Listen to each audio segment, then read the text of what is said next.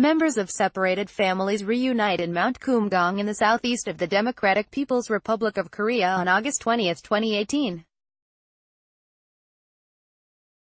Families of South Korea and the Democratic People's Republic of Korea (DPRK), separated by the 1950-53 Korean War, finally reunited in tears and joy as they had never seen each other for decades until Monday, when the rare reunions were held in Mount Kumgang in southeast DPRK.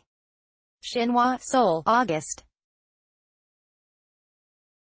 20. Shinhwa, families of South Korea and the Democratic People's Republic of Korea (DPRK), separated by the 1950-53 Korean War, finally reunited in tears and joy as they had never seen each other for decades until Monday, when the rare reunions were held in Mount Kumgang in southeast DPRK. 89 South Koreans, mostly in their 80s or older, crossed the heavily armed border earlier in the day into the scenic mountain resort to meet their DPRK relatives they never saw since the Korean War ended with armistice that left the Korean peninsula divided. Han Shinya, a 99-year-old grandmother from South Korea, kept weeping without any word when she met her two daughters from the DPRK. She rubbed her cheek against the ones of her daughters who kept wailing and found no word to say, according to a pool report from South Korean reporters at the venue. Han repeatedly said to her daughters, "I'm sorry." She fled the DPRK after the war broke out, leaving her little ones to an aunt. At the time, Han never knew their separation would last so long. The first session of reunions was scheduled to last until Wednesday. The second session of the three-day reunions was set to start Friday, involving 83 DPRK separated families who applied for gatherings with their South Korean relatives.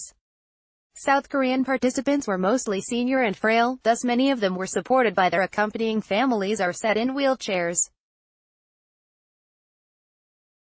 Some had difficulty in hearing, so their talks went on slowly.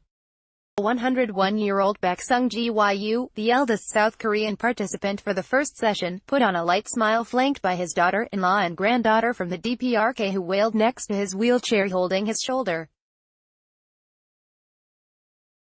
The frail Baek had difficulty in saying a word. The daughter-in-law showed to Baek two photos of his first son who passed away in the DPRK.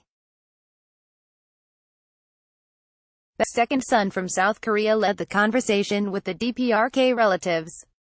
South Korea and the DPRK agreed in June to hold the emotionally charged event, the first in nearly 3 years. A combined 20 rounds of face-to-face reunions had been arranged since the first Inter-Korean Summit was held in 2000, but the reunions had been limited to about 200 separated families from each side. Over half of the South Koreans on the waiting list for reunions are in their 80s or older. A 91-year-old Moon Yun-suk was joyfully greeted by her two younger sisters from the DPRK, asking one of them, "Why are you so old now?" The joy changed into tears when she heard how they have lived. Among her 7 siblings, only Moon ended up in South Korea as she moved to the South in 1947 after marriage. At the time, one of the younger sisters was 8 years old, while the other had yet to be born.